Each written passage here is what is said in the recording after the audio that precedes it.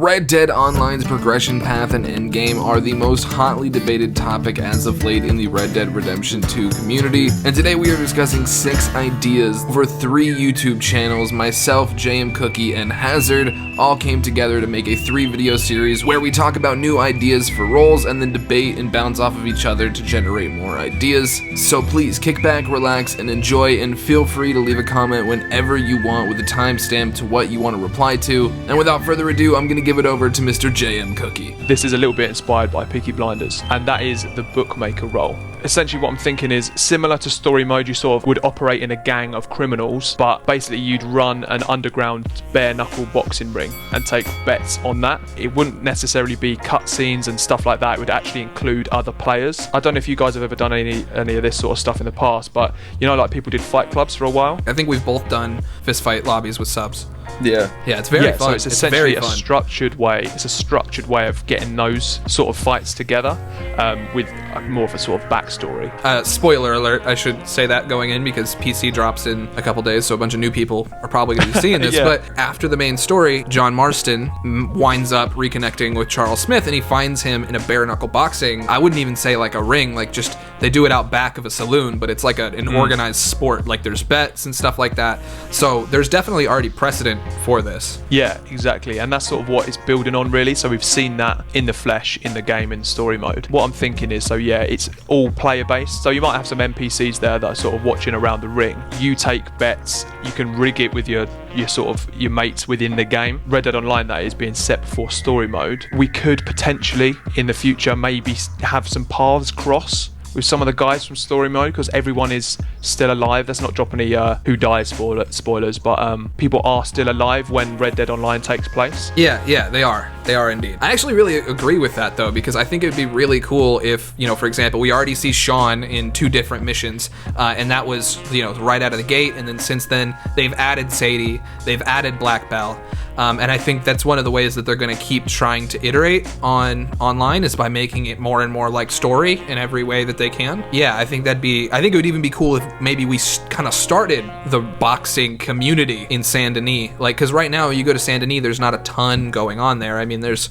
you know, like at every town there's a bounty board, but there is kind of a lot of real estate there that they're not really playing with as of yet. I think it would be cool. It would be sweet to have that kind of start off as the beginning of the role too. You know, if you see like Charles and Arthur in that beginning when you're starting that bookkeeping role, right, in Saint Denis or something like that, and just being able to interact with other players there, take part in the event or whatever, and have that further progress you through your role, you know. And imagine as well, like, seeing that trailer drop for Red Dead Online, and you see, say, Arthur or Micah pop up in one of those trailers. That would be massive. I'd be so hyped if I saw that. Yeah, that would be really cool. One thing I was thinking about with it is, like, you could take the progression pattern and make it so that only distinguished bookies or bookmakers could either take bets or place bets. So, like, you have to kind of fight your way even to the opportunity to really make more than like a fighter's share, which traditionally is very low compared to how much, you know, everybody else gets in that scenario. I think it could be so cool as well if we were to see some actual like rigging of the fights as well.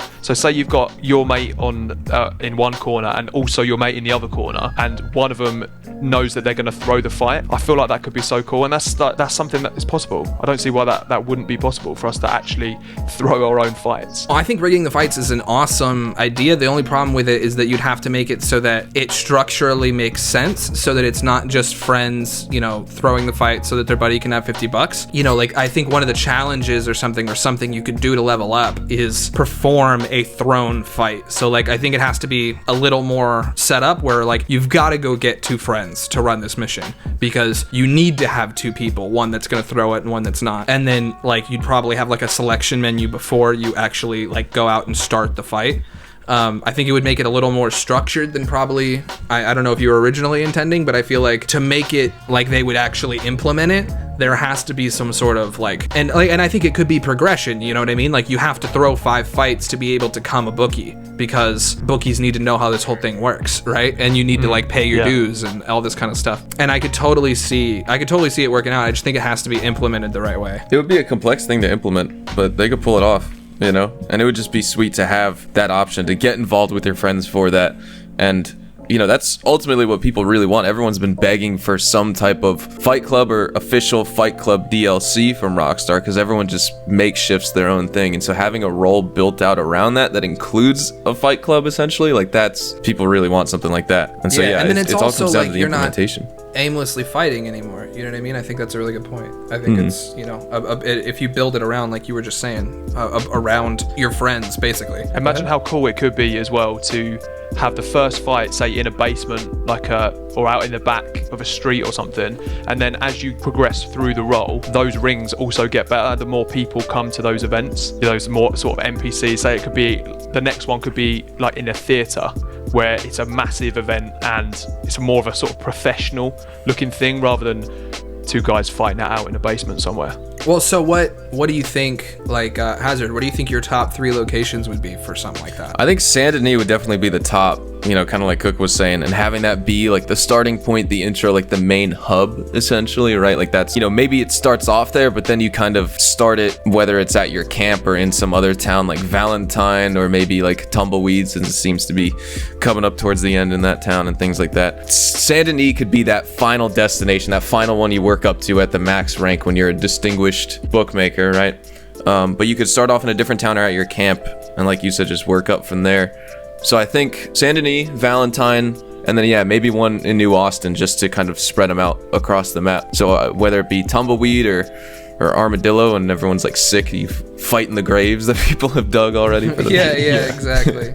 Something like that. So some unique location, right? Or even like Fort Mercer, honestly, have it going on there, because everyone could be up on like the rafters and stuff looking down. Oh man, that would be cool. Yeah, I love that idea. Yeah, I know. I think it's really cool. Personally, I feel like it would be nice if they did, if you guys have played Assassin's Creed Odyssey, there's these kind of gladiator fights you can have, and they get harder the different places you go. If you're in a higher level area, they're harder, versus if you're somewhere that's super low level, they're easier. And they're like these kind of arena style fights. Are you now suggesting that we're throwing knives to our boxers? Well, no, right.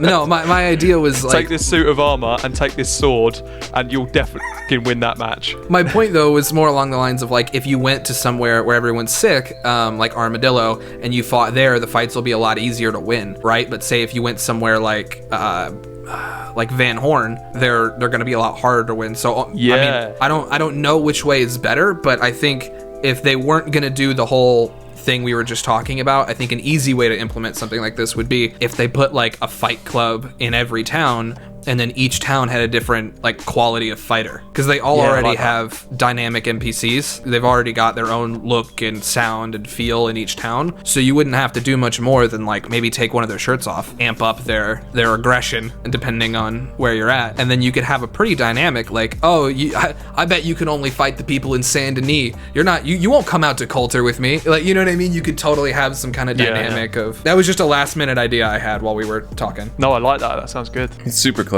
And it's cool because like that will implement whatever progression system they have, because like I'm sure your fighting skill tree is going to be different than your health and stamina and like Deadeye core that you have normally in the free roam in online, so you need to work on getting your strength up, and maybe it could help with the free roam as well. But like having a certain or a specific health statistic and a strength statistic you need to max out for these fights, and if you don't reach the requirements for a certain town like Coulter, for example, or Van Horn, like Pineapple was saying, then you would be ill-equipped for that fight, and it's not possible to fight either an NPC or a different player who's competing in that location, right? So you're limited to the ones you have, and in order to rank up more, of course, you need to keep taking fights in those areas, and then you can progress to the better areas. And that's the story of it too, right? Yeah, like that, and then you can kind of form your own, I mean, like you just said story, but you've got your own like identity as a boxer, and then after combining that with like, say you're somebody who's a really heavy into bounty hunter and you're not so much into collector or trader, you're a badass bounty hunter who's a boxer on the side, who's like,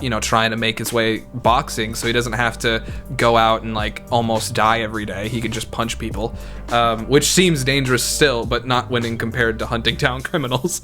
So is that you're sort of thinking then we're combining the bookmaker side of things, the back of house of the fights, with actually being a fighter then, to really flesh this role out? Yeah, I think you'd have to make being a bookie or a bookmaker or whatever, I think you'd have to make that a reward of being a fighter. And I think that could kind of spiral into its own thing, the way owning a business is something you do as the trader, but there's a ton of other stuff within that. And then the trader business is going to kind of expand into its own thing at some point. I think it would basically be the same thing, but with fighting. Yeah, like having both, because, you know, as the trader, somehow how you find clients to deliver goods to, the game takes care of. There's no explanation for it. Crips is just like, we have a delivery, and then you go out on it. But at the same time, you're also the one getting those resupply missions done, getting the supplies, and also getting the materials by hunting to supply your business. So it's kind of like doing the fighting as a fighter and also being a bookmaker. And that's maybe can be where the camp gets implemented, because you have fights at your camp or something. And so you have control over that realm. That. Now that you've just said that, I can totally see them adding like a pen, like almost like a pig pen, and having people fight there, or having you fight like in the mud in a literal pig pen at like Emerald Ranch or something like that. I can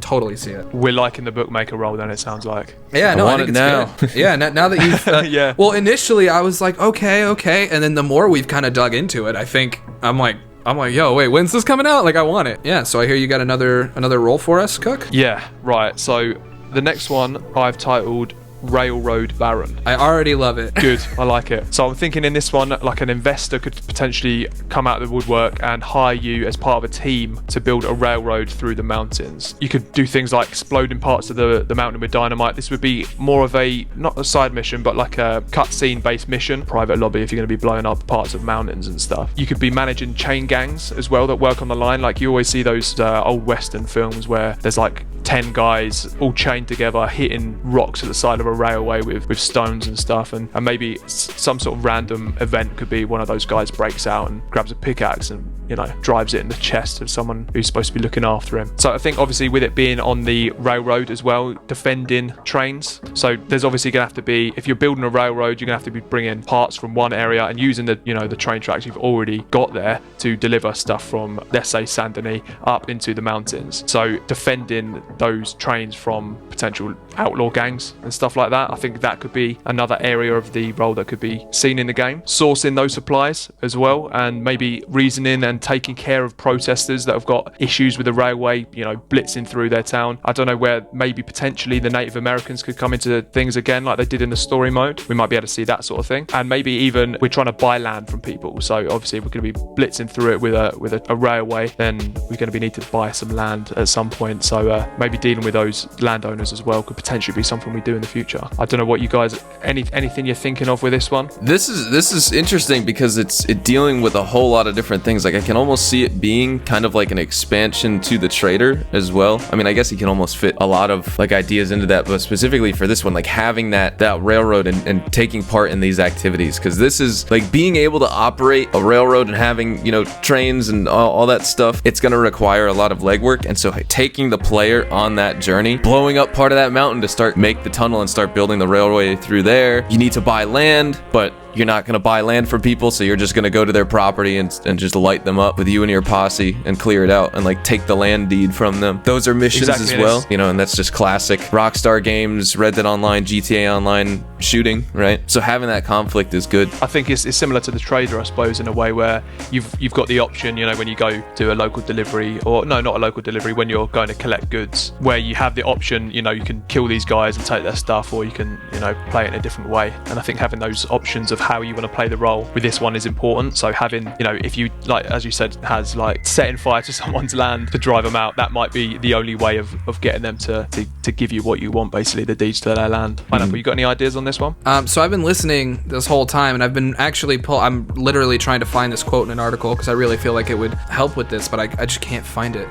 Anyway, in a recent interview on VG 24/7, Rockstar actually brought up very briefly the idea of running a railroad or something like that, and I just can't find the quote. I've been control F'ing it the whole time, but whatever. So essentially what they said was we don't want somebody to jump into that too quickly because of progression and yada yada yada, but they have said that it's something that they want, right? They want to kind of have this path from, you start at your camp to like you have to get a bigger property and there's more to do there, and then it leans into, at some point, and that's why I was trying to find the quote, at some point he mentions running a railroad. I really feel like at the end of the day, the only hard part about this is keeping the map updated, because it would be like if you blow into the side of a mountain, there's a hole there now.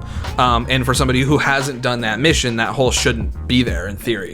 My only thought about my only problem with it, excuse me, I think in general, I like the idea of running, even if it's not necessarily a chain gang, I like the idea of running a group of people who are like working on a railroad. I like the idea of, like the investor coming to you, somebody like Cornwall, maybe coming to you and being like, hey, or literally even Cornwall could come to you as a not so set up businessman that he is in a few years when Red Dead, the story mode happens. And he could be like, hey, I'm really looking to get into oil. I've got this money here, and then I'm trying to get better at X, Y, and Z. And then so your job now is setting up Cornwall to be in the position to take down the story mode when it happens. So I feel like there's a lot of room for not only ties to story mode like we've talked a lot about so far, but I think it'd be really cool just in general to have the player have that much autonomy as far as like, do I want to run a business where I'm selling pelts? Do I run and then actually have to go get pelts, or do I want to run a railroad and like actually have to do things related to running a railroad, like you said, blowing in the side of a mountain and getting new track laid and all that kind of stuff. And then like I can totally see like malfunctionings happening, and then like you've got to go get something fixed. I can see this working 1,000 ways. And also obviously with a railroad being a bit more of I'd say probably a bigger venture than selling some pelts to local like businessmen. That's going to have more sort of flashy unlocks, I think. So what I'm thinking is it's going to be more of an upper class style of unlock and progression through it. So some of the cosmetic sort of stuff is going to be more sort of gold orientated. I know you can have some more sort of gold pocket watches and all that sort of thing, and maybe even potentially like a four horse stagecoach as well, like a real statement vehicle. Yeah, no, I think it does definitely sound like it would be a little more of a Saint Denis kind of role. You know what I mean? I feel like but you think about Cornwall, like when you see Cornwall for the first time in the story mode, he, rolls in on a nice horse. He's got 15 people with him. He's monologuing just like Dutch. And so, there's this level of like, not respect necessarily, but like, confidence or pizzazz that he brings with him wherever every time you see him, it's in an important manner. And so I think naturally the people who spend all the time getting to the top level of this role should have a similar level of swagger, if you get what I'm saying. Like I think you should be able to make it look like you've spent your time on what is the gold rush of the West, which is rail. Rail is literally the biggest profiter for the next 100 years. I think this is definitely where all the big money is. So you've definitely got to have big money rewards as far as at least what you look like. You might not be able to get as much money because technically you're not Cornwall, but you should be able to look the part at least. This definitely seems like a final destination type role, right? Like this is the ultimate one that a player should look after for this type of thing. And that's why I was kind of bringing up like an expansion to the trader, because like a separate role on its own, these are awesome ideas for, but then you run into the trouble of like, how do you have the map consistent for all the players if some people are the railroad baron and like the railroad owner and things like that, and they own all this property and these assets? How do you keep that consistent? You could do like in-game events for things like that, but it's almost getting like too complicated to keep that up for like an online type of DLC. But having specific things just to make it more exciting than just like, instead of using a wagon to deliver pelts, use a train and like fight people on the way. Like they could definitely do way more than that with some type of railroad expansion. And so having that story set up with Cornwall, I think they really got to get into the stories a little bit more with these roles. I mean, we just experienced the very beginning with Frontier Pursuits. They keep saying that, and I believe them. They're always going to get bigger and bigger with this, but it is going to take time. But these are the steps they need to take, because we have a lot of this stuff in this game. It's like the bounty hunter, the trader, the collector, stranger missions, different activities, just like fishing and hunting. We have all this stuff. We exist in this world. The story missions brought Horley and Leclerc brought us out of jail. Why were we broken out of jail? Why were they helping us out? Why are we getting set up with all these things, including a railroad DLC? Rockstar's got to work on the why, I think, for this, because we all exist in this online world just to do these things, and not having that overarching story either with a specific role that you can journey down and have an adventure on, or just the overall general story of being an online. They have the how are you doing it with all the content, but there is still no, like, are we gearing up to fight the army or like Cornwall or something? Like how, like what is that end goal? And so mixing in this role, I think would be really sweet with that. This could definitely be one like down the line, you know? Yeah, I would almost go as far as to say I think it's needed. Like I think they kind of need to do something with the train and the railroad. Like I feel like I do think it's more end game than probably we've maybe expressed until Hazard just did. But I mean, I think they kind of have to go there, right? Like I think as far as the limitations of the Old West, I think the biggest opportunity that we all have as far as like, you know, expansion goes is going to be slapping something on or to do with that railroad. I mean, maybe the oil, like I've been saying, but I still don't. I mean, the oil is in 2 spots on the map and it's really only in 1. And so, you know, if you think about like what's widely accessible and what's, you know, they just added a train to New Austin. And so when you look at it from that point of view, it's like, well, they might actually be gearing up for some sort of railroad based thing because they've referenced it, which unfortunately I can't find this quote, you know, and then now they've added a railroad to New Austin and it's like, well, wait a minute, is something happening here? Like I could see them making it both either an expansion for the trader or its own thing, but I think either way, I think it kind of needs to happen. But I do think it's pretty endgame. I think as well, if you picture the map in your mind right now, so above New Austin, I know this is very big picture thinking and probably very optimistic, but there's a big chunk of the map that we don't have access to right now. And I know it's different for other games, but you do see parts sort of bolted on to map in other games. I don't know whether that's potentially possible in Red Dead Online, but that would be so cool if we could get access to that sort of, what is it, the like northwestern side of the map, the one that's currently at the moment just a blank piece of space. Are you talking about? I'm looking at the map. I have it on my wall. Are you talking about the section like to the left of tall trees? Like, yeah, exactly. Okay. Straight up north from New Austin. Yeah, that whole sort of space. Yeah, I mean, I could see them adding things into online. As far as like extra map area though, I feel like it would probably be something more like they would build like a station over time, kind of like we saw with the casino update, how they, you know, took something that was there and then they started, like they added construction cones and all that kind of stuff outside. And then like, I don't think Rockstar is afraid of doing anything like that. I don't know. I mean, what do you think about the map expansion idea? Well, a couple things. Just going back to that article, this was kind of mentioned in that same article. One at the beginning of August, I think it was with Games Radar. Both of those facts were brought up, and then the one right after the spring DLC update. I forget who it was from, whether it was IGN or Games Radar. We've had an interview with IGN, Games Radar, and VG 24/7 right now so far for all those like Red Dead Online interviews with Rockstar. But both of those things were brought up. Having the railroad eventually owned in online, and then also the map expansions they didn't specifically mention, they didn't say like map expansion, but they said Red Dead Redemption as a game, or Red Dead Redemption 2 as a game was made to be as malleable as possible, so they could change up things in the environment when they wanted to. And I don't know whether they mean to go so far as, you know, blow up those mountains for the railroad expansion, right? And do something like that, because I feel like that would change in some more of like an in-game event. But, you know, they could add pieces to the map. They could also take things away. They could change some buildings in town. They could add the railroad and have it be more exciting than just like the casino. It's like they tried to make a big deal out of adding like traffic cones and like caution tape and things like that, because like that was their first go around at having like a quote-unquote in-game event like you'll see in a lot of games now. Cool, but like that was very just not exciting at all. Like actually going in like to watch it and like wait to see what happened, like no. So they need to, so having, yeah, that you could see like a totally different train station for a business being built even before the DLC launch. That would be kind of cool. Or having that expansion, or have it kind of, that could be something in and of itself, is maybe you aren't necessarily blowing up mountains for the business, but that's how you access the new area for a business like that, you know?